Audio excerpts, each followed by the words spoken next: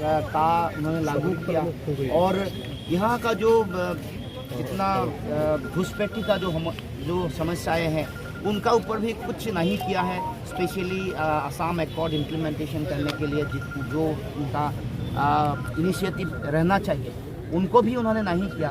Clause 6 implementation करने के लिए committee बिठाया था, उनको अभी उनका प्रतिवेदन लिया लेकिन उनको अभी तक इम्प्लीमेंटेशन नहीं किया है। और जो यहाँ का जो बांध का समस्या, बाढ़ का समस्या है, जो इरोशन का समस्या है, उनको अभी बांध इरोशन को उन्होंने जो नेशनल कैलामिटी उनको उनमें रखने का नेशनल डिजास्टर वो डिक्लेरेशन करने का उनका प्रमिस था, वो भी नहीं किया। और 6 कम्युनिटी जो है इसका उन्होंने एसटी मांग रहा है उसको भी नहीं किया। ये सारा मुद्दा आम जनता का बीच में अभी कुछ सारे लोग गुस्से में है और हम ये जितना मुद्दा है उनको लेके जाएंगे।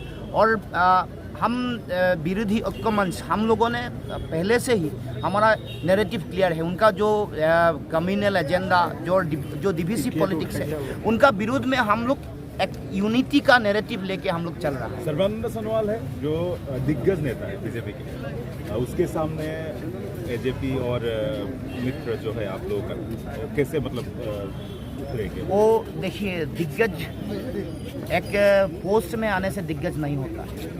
आम जनता का जो इशूज है उनका ऊपर उसका राय कैसा है, उसने कैसे फाइट किया है, उसका ऊपर ही एक लोगों का उनका जो स्टेटस, उनका जो दिग्गज वो स्टेटस बनता है। हमने देखा है डिब्रूगढ़ का जनता, सारा असम का जनता ने उनको बहुत ज़्यादा प्यार दिया है। वो विधानसभा का प्रतिनिधि हुआ, वो लोकसभा का प्रतिनिधि हुआ, उसका बाद राज्यसभा का प्रतिनिधि हुआ और एक बार उन्होंने केंद्र का मंत्री संभाला है, राज्य मंत्री, उसका बाद मुख्यमंत्री हुआ, उसका बाद जो कैबिनेट मंत्री बना।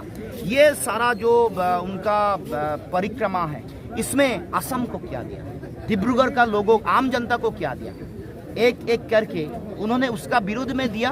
एक का हमारा असम में डाल दिया, 6 लोगों का मोट हो गया, वो माइटियर बना। उसका बाद उन्होंने जितना आम असम का जो मेन मुद्दा है उसको कुछ भी नहीं किया। एक आवाज़ उठाने का जो दायित्व था उन्होंने वो दायित्व भी नहीं निभाया, क्योंकि 6 कम्युनिटी ने उन्होंने एसटी के लिए उन्होंने बहुत दिन से एसटी डिक्लेरेशन करने के लिए वो फाइट करके आ रहा है। और जो बांध का समस्या है, जो इरोशन का प्रॉब्लम है, उसका ऊपर भी कुछ नहीं किया। एक एग्जाम्पल पकड़ लीजिए, ये डिब्रूगढ़ का जो आर्टिफिशियल फ्लड है उनको भी उन्होंने सोल्व नहीं कर सका।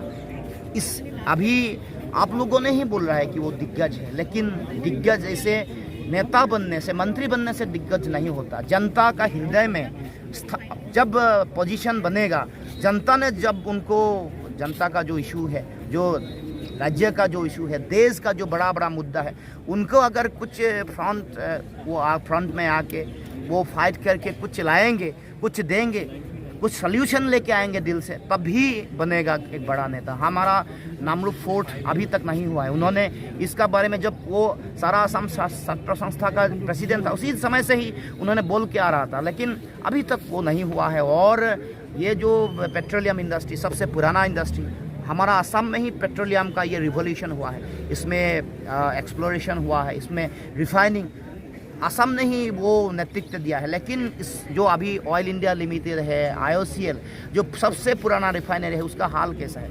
उसको हेरिटेज रिफाइनरी बनाने का उसका दायित्व था। और असम में जो नॉर्थ ईस्ट का पहला जो medical college, verified medical college, आजकल वो असम मेडिकल कॉलेज का नाम से जानते हैं सब लोगों ने। इसमें जो सुपर स्पेशलिटी जो व्यवस्था होना चाहिए, जो क्रिटिकल डिजीज़ का जो इसमें ट्रीटमेंट होना चाहिए, उसको भी उन्होंने दिल्ली से कुछ प्रोजेक्ट वगैरह लेके नहीं आया है, उसका ऊपर कोई आवाज़ नहीं उठाया है। ये जो मौलिक समस्या है, उसमें सोनोवाल साहब का आज तक हम लोगों ने आवाज़ नहीं दिखा। जब आम जनता का विषय पर ऊपर आवाज़ नहीं उनका नहीं रहेगा और आम जनता का जो इशूज है वो अब सॉल्व नहीं कर सकेगा, तो वो दिग्गज नेता नहीं है। आम जनता का हृदय में वो सबसे नुकसान करने वाला जो नेता है असम का, वो रैंक में सबसे ऊपर आएगा। ডিব্ৰুগড়ত যুঁজখন খুব পোনপটীয়া। ডিব্ৰুগড়ত জাতীয় বিশ্বাসঘাতকক ভোটদান কৰিব নে জাতীয় সেনানীক ভোটদান কৰিব, সেইটো ডিব্ৰুগড়ৰ ৰাইজে এবাৰ সিদ্ধান্ত ল'ব।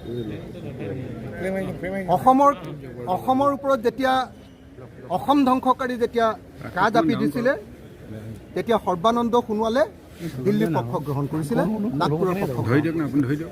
তেওঁ অসমৰ জাতীয় বিশ্বাসঘাতক ৰূপে পৰিগণিত হৈছিলে। সৰ্বানন্দ সোণোৱাল অসমৰ জাতীয় বিশ্বাসঘাতক ৰূপে পৰিগণিত হৈছিল। যেতিয়া অসমত বৃহৎ নদীবান্ধ বনাবলৈ লৈছে, যেতিয়া আমি সকলোৱে আন্দোলন কৰিছোঁ, লুৰিণজ্যোতি গগৈ, অখিল গগৈ, আমি সকলোৱে সেই সময়ত বৃহৎ নদীবান্ধ বন্ধাবৰ কাৰণে পুলিচ CRPF লগাই বৃহৎ নদীবান্ধৰ পুনৰ নিৰ্মাণৰ কাম আৰম্ভ কৰিছিলে সৰ্বানন্দ সোণোৱালৰ। যি সময়ত সমগ্ৰ অসমীয়া জাতিয়ে অসমত টোলগেট নালাগে বুলি হুলস্থুল কৰি আছিলে, সেই সময়ত সৰ্বানন্দ সোণোৱালৰ কাৰ্যকালত অসমত জোৰ কৰি 27খন টোলগেট প্ৰতিষ্ঠাৰ কাম আৰম্ভ কৰা হৈছিল। অৰ্থাৎ অসমৰ প্ৰত্যেকটো জাতীয় প্ৰশ্ন সৰ্বানন্দ সোণোৱালে সদায় জাতিক বিত্ৰে কৰি আহিছে, বিশ্বাসঘাতকতা কৰি আহিছে। আনকি তেওঁ যিমানবিলাক কথা কৈছে, কোনো এটা কথাই আজিলৈকে তেওঁ প্ৰতিশ্ৰুতি পূৰণ কৰিব পৰা নাই। সদৌ অসম ছাত্ৰ সন্থাত থকাৰ পৰা তেওঁ কৈ আহিছিলে যে নামৰূপ সাৰ কাৰখানাক তেওঁলোকে ৰক্ষা কৰিব। তাৰপাছত তেওঁ নিজে মুখ্যমন্ত্ৰী হ'ল, দুবাৰকৈ কেন্দ্ৰীয় মন্ত্ৰী হ'ল, কিন্তু এতিয়ালৈকে নামৰূপ সাৰ কাৰখানাৰ চতুৰ্থ গোটটো তেওঁলোকে প্ৰতিষ্ঠা কৰিব নোৱাৰে। অৰ্থাৎ অসমৰ জাতীয় স্বাৰ্থত তেওঁ এডাল আপোনাৰ কি ক'ব, বন এডালো ইফালৰ পৰা সিফাল কৰিব পৰা নাই। তেওঁ আজি ডিব্ৰুগড়ৰ মানুহে সৰ্বানন্দ সোণোৱালক ভোট দিব লাগে কিয়? কি আছে তেওঁৰ কোৱালিটি? কি কৰিছে তেওঁ ডিব্ৰুগড়বাসী মানুহৰ কাৰণে? এটা কোনোবা কেন্দ্ৰীয় প্ৰজেক্ট, গুৰুত্বপূৰ্ণ কেন্দ্ৰীয় প্ৰজেক্ট তেওঁ এতিয়ালৈকে ডিব্ৰুগড়ৰ কাৰণে আনিব পাৰিছেনে? ডিব্ৰুগড় মানুহৰ উন্নয়নৰ কাৰণে সামান্যতম প্ৰজেক্ট এটা তেওঁ এতিয়ালৈকে আনিব পাৰিছেনে? আমিতো ক'তো দেখা নাই যে সৰ্বানন্দ সোণোৱালে ক'ৰবাত এটা প্ৰজেক্ট ডিব্ৰুগড় মানুহৰ কাৰণে চেংচন কৰি আনিব পাৰিছে। অসমীয়া জাতিৰ সৈতে দিল্লীত এটা মাত মতা আপোনালোকে দেখিছেনে? নাই মতা। আনকি তেওঁ নিজৰ সোণোৱাল জাতিৰ কাৰণে এতিয়ালৈকে কিবা এটা কাম, গুৰুত্বপূৰ্ণ কিবা এটা কাম আপোনালোকে কৰা দেখিছেনে?